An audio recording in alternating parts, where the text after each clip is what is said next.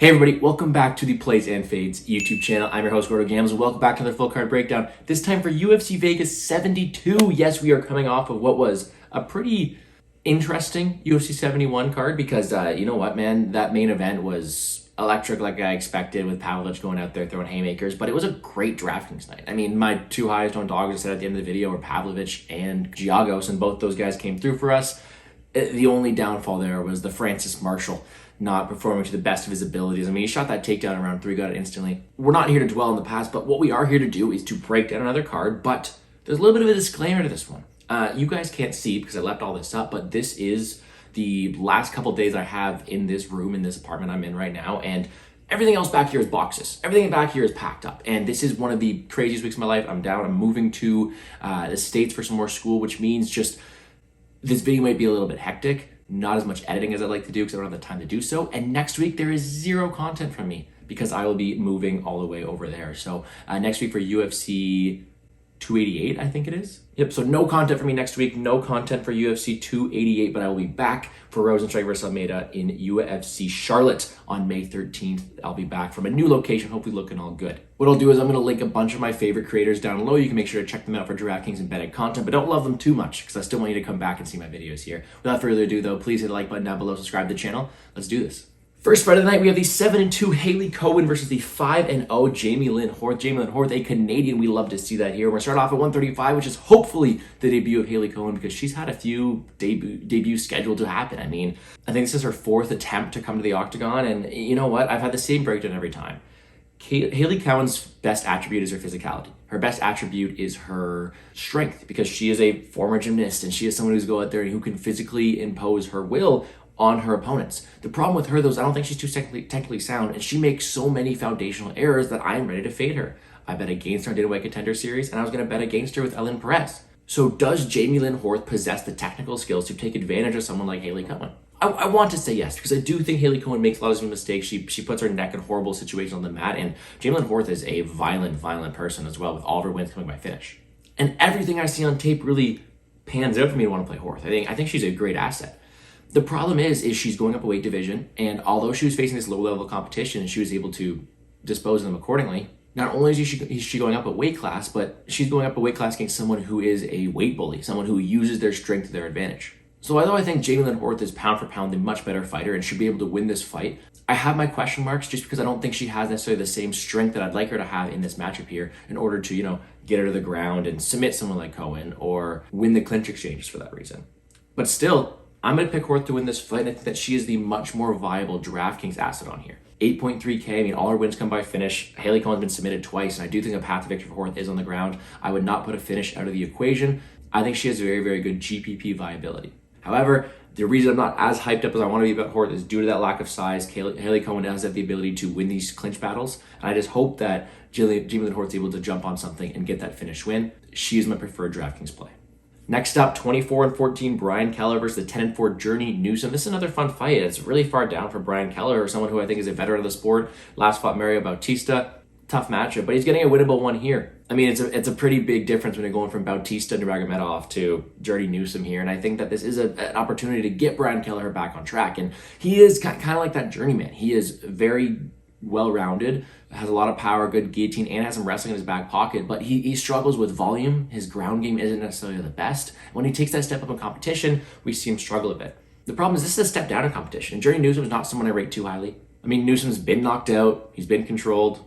I think he still has a long way to go in his UFC career, and I think that he is the B-side here. I think that when it comes to who has more paths to victory, it is Brian Kelleher, and unfortunately, as scary as it sounds, I'm tempted to put a bet on Brian Kelleher. Kelleher is minus 130 in the money line. I do think it should be a bit wider than that. I do think he has more paths to victory here, including not only his power, but also his wrestling, because I do think it's a very close matchup on the feet, even slightly edging to Brian Kelleher. But Kelleher was able to display some pretty good wrestling upside here, especially against Crewman Pilarte, where he's able to rack up 12 minutes of control time and 6 minutes of control time on 6 takedowns and 3 takedowns. So we know he has that wrestling in his back pocket, and I do think that is able to separate him from Journey Newsom. Sure, Newsom has power, but I don't necessarily think that he's going to knock out someone like Boom, who does have power in his own right. I think on the feet it is pretty close. So I think the advantage lies in not only the minute-winning ability, but that ground game of Brian Kelleher, and I think that gives him a slight edge. But at 8.9K, he's a riskier one, because it is a smaller slate. I think we only have 11 fights on this one. Do you want to go up and pay 8.9 for a guy who is minus 130 on the money line? Like, although he has that wrestling in his back pocket, if he doesn't use it and it's a 15-minute striking affair, it could be a very, very close decision. I prefer taking the money line shot because I do think he's able to edge it out there, and I don't have to worry about him going out there and consistently wrestling. I know he has that, and I would love to see that for DraftKings, so 8.9, it is viable. I just don't want to trust him as much as the other people in this range. I mean, if we look at the people around him, I mean, Eggar, Vieira, and Erosa all have finish upside, all are just dangerous fighters, whereas Kelleher's path to victory is most likely a top-heavy wrestling decision, which, I mean, he scored 102, 93, 108. Like, he has the ability to put up a decent score. It's just hard for me to trust someone like Kelleher in this stage of his career. I do have him as my pick to win.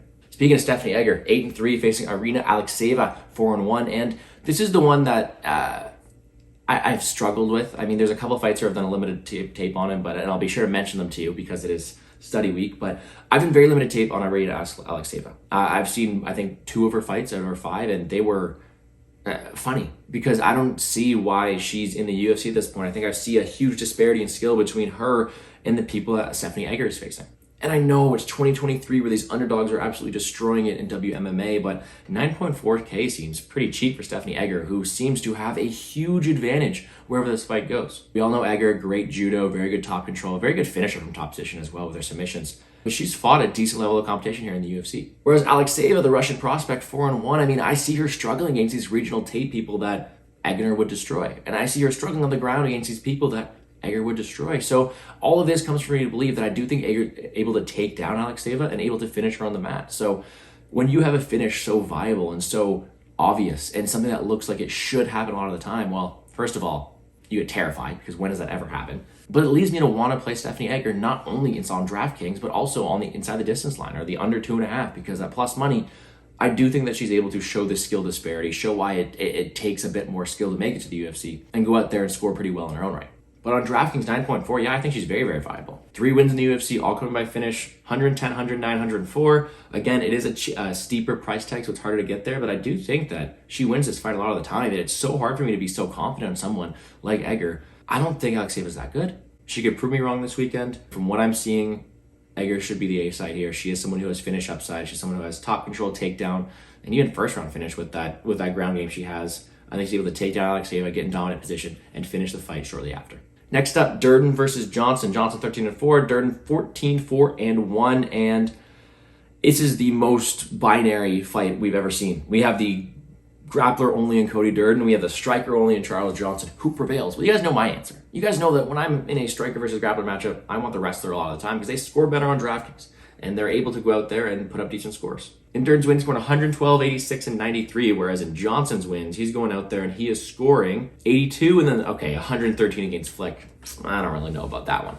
Point being, I think the wrestler has more upside when it comes to DraftKings, but on the moneyline side of things, I think this fight is very, very close, and I could see it happening in a multitude of ways.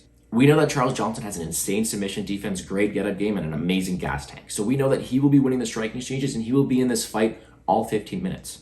Flip side of things, we know Durden is relentless with the takedowns, will constantly go for them, and has decent top control.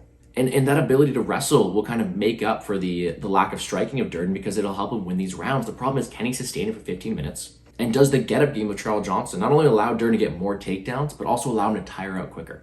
I think when it comes to picking a side here, I have to pick with Charles Johnson because he has the ability to go 15 minutes and he has the ability to win the striking exchanges as long as they're there. Whereas Durden has that X factor. He has that wrestling, the ability to mix up this fight and really cause problems for Johnson down there because he's going to be consistently going up and down, scoring great on DraftKings, scoring well in the scorecards, but tiring out someone like Durden in the process. I think it's a very, very binary matchup. I think on DraftKings, all the upsides on Durden, all of it, because I think Johnson's going to be clinched up too much. I think he's got the he's going to be scared of these takedowns, especially at range. He's not able to throw as much volume, and I don't really see him finishing someone like Durden here. So at 8.7, he doesn't have that same upside to get those takedowns or get those control time points or even rack up the significant strike points.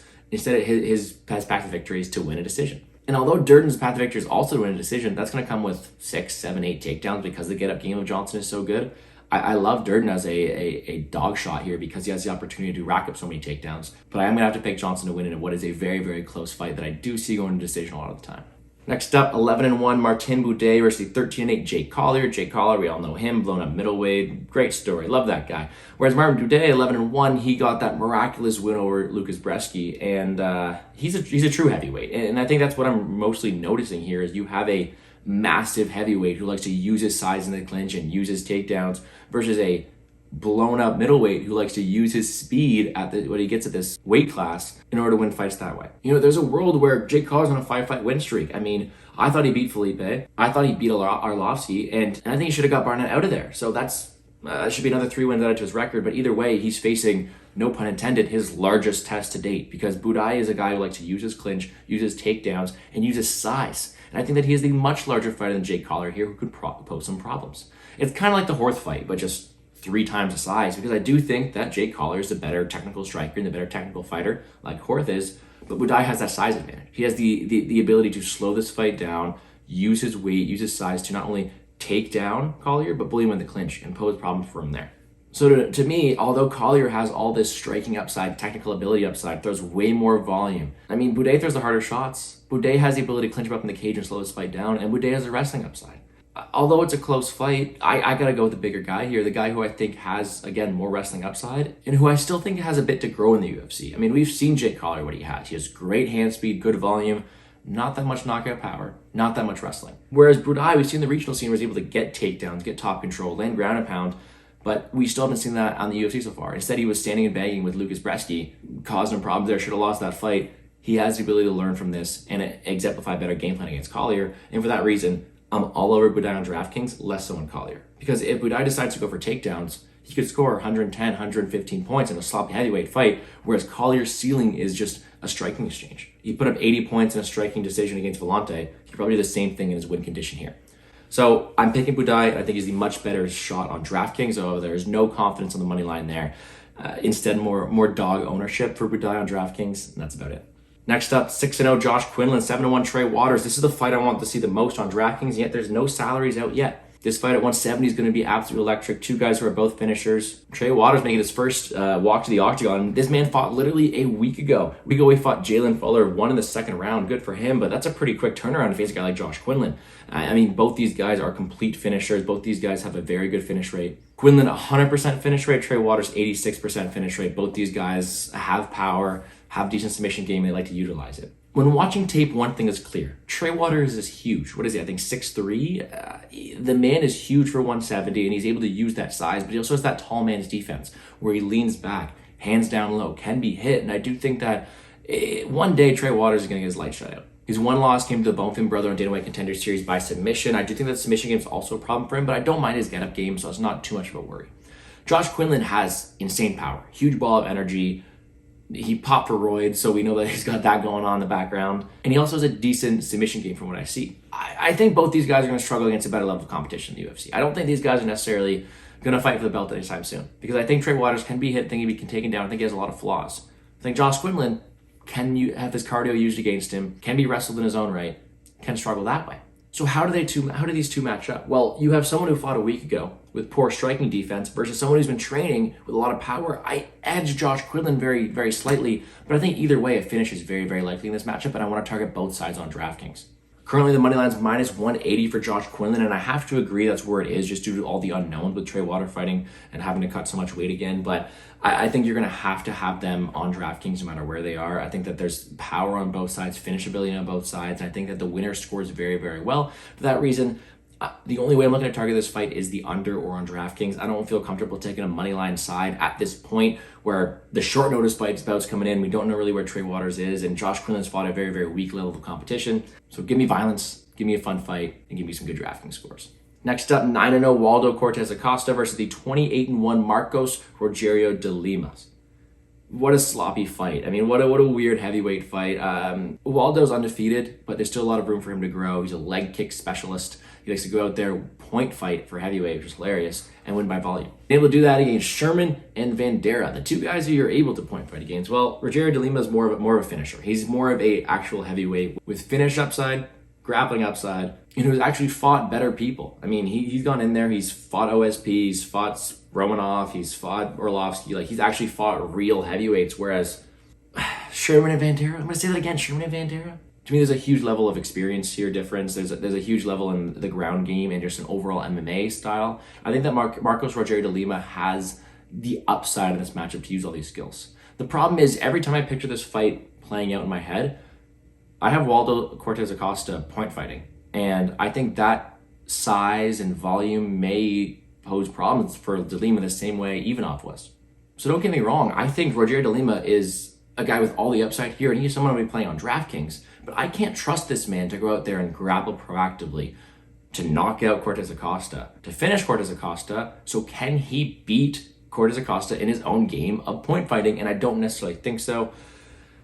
The pick, although it pains me, is going to have to be Waldo. However, with that being said, I don't want any financial involvement from a betting line, from a money line perspective. Instead, on DraftKings, all the upside lays with Rogerio de Lima. 8.6K, this guy has insane power. He's got a great grappling game. Like, he was able to tap out Arlovsky in the first round. And when he wins, he's scoring 108, 120, 106, 107. He has all the upside here on DraftKings, because when Waldo wins, he's only scoring 59 and 89. So DraftKings-wise, I'm all over Rogerio de Lima. However, I don't have the same confidence to play him on the money line. I think it's a very, very sloppy fight. Multitude of ways it could go. The pick's Waldo, but all the DraftKings ownership is on Rogerio de Lima. Next up, 28-10, Julian Erosa versus the 14-4 Fernando Padilla. This is a very, very fun fight of two fighters who will go out there and want to get that fight of the night bonus. Both these guys, absolute electric, a ton of volume, not much defense, decent offensive game on the mat, horrible defensive game on the mat. Both these guys are killer to be killed in the best way possible. And that's going to make for a very, very entertaining scrap for us. But the big red flag I see is Julian Erosa is a big favorite. I mean, a lot of money is coming in on Padilla. A ton of money is coming in on Padilla. But I mean, Julian Erosa opened minus 325. And I get it. He should be favored, but slightly, because you can't trust this guy. He fights at such an erratic pace. Although he has all the tools to succeed in the UFC, with all these defensive liabilities, you can't trust him on the money line. And that's why all this money's coming on Padilla. I get that. Padilla at least has shown to be tough. He's shown really a lack of defense and a lack of fight IQ. I mean, wanting to fight so much off his back. But we know he has good offensive output and decent durability to back. Whereas Julian Erosa, he can be knocked out. He gets knocked out all the time. And although he has a decent durability, it's going to keep catching up to him one day. So again, Padilla was very, very live with that big underdog price tag because he has great offensive tools. But I think either way, it's going to be a high-paced matchup, and I think it's going to score very well in the process. Padilla at 74 is definitely a guy I'm looking into, especially because his money line is only plus 100. Yet he's here, 74K on DraftKings, 7.4. Big difference. I'm going to want some Padilla in here because I do think someone's able to find the chin against Julian Erosa, and a finish is always live in a Julian Erosa fight from either side. Flip side of things, I'm going to want some Erosa as well because he has takedown upside. I mean, we've seen Padilla play off his back. I think Erosa has grappling upside as well. We've seen a good offensive game from him. And we all know Erosa has the volume, has the pace to put up a good score, even a decision. I mean, he scored 112 against a decision in Peterson, 96 against Durden. We have that sample size of him scoring well no matter what the fight is. So sure, I'm going to pick Julian Erosa to win this fight. I think he should be favored. I think he has more experience, and I think he has the same offensive tools, maybe even better than Padilla, to go out there and win this fight. However, I get why the money's coming in on Padilla. The defense of Erosa is non-existent. It could be sloppy, and you could be sweating if you're betting Erosa, but I might have to. And it'll be scary for me holding that ticket, but to me, as long as Julian Erosa sharpens up his defensive game, he has all the offensive tools to back. Should be a very, very fun fight at 145. Actually, another very, very fun fight here. 8-2 Rodolfo Vieira, 8-3 Cody Brundage. Speaking of favorites you cannot trust, Rodolfo Vieira, I will never forgive you when he was such a big favorite against Fluffy Hernandez and then he dropped the ball. I'm kidding. I'll forgive him. I think I bet him against Chris Curtis too. Like we know the skills that Rodolfo Vieira has. He has an insane submission game. He is a multi-tier black belt in BJJ. The guy is very, very talented on the mat, but he lacks cardio. He lacks the wrestling to get it there. And although his striking is improving, he's a grappler. He's not going to be as good as other people in the division. Cody Brundage, very likable guy, ton of resiliency, decent power, but he's a wrestler. So his style is going to give Vieira the game he wants. The problem we have here with Cody Brundage is you have to think that he's not going to wrestle early on. Because if he does, you're going right into Vieira's world and you could probably get submitted. So is Cody Brundage going to stay on the feet and strike? Well, I hope he does, because if he does, he's very, very live. Because if he's able to strike for the first 7 minutes and then take down Vieira when Vieira is tired, he could finish him. Because Vieira's gas tank's a question mark. When Vieira goes all out, he's not able to have much left. We saw that in a Fluffy Hernandez fight. For that reason, Cody Brundage is very, very live here. However, I get why Vieira is favored. Because Vieira has a good stylistic matchup here against a wrestler. And his striking is not too bad. And he does have all the finish upside early on. For that reason, I want this fight from both sides on DraftKings at 9.1K. Vieira, submission is definitely on the table early on. And the other side of things, Cody Brundage, if he wins, it's probably a late, high volume, high pace finish win at 7.1.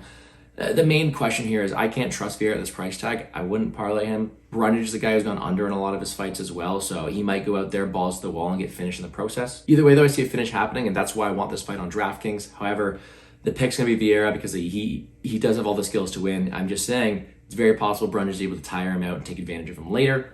Super fun fight, though. Very much looking forward to it. Speaking of fights I'm looking forward to, 13-1 Kyle Borralho versus the 18-5 Oleksiejczuk. Simple fight. Kyle Borralho is a grappler. Michael Oleksiejczuk is a pure striker. Oleksiejczuk's been taken down, controlled to finish on the mat. Borralho likes to take people down, and well, he hasn't finished them yet in the UFC, but has very good top control and BJJ to finish them on the mat. I bet Kyle Borralho every time he's stuff in the cage. And biased? Sure. I think Kyle Borralho is a super, super smart individual. I love the way he thinks through fights. I think he has a great game plan going in, and he has a fantastic stylistic matchup here.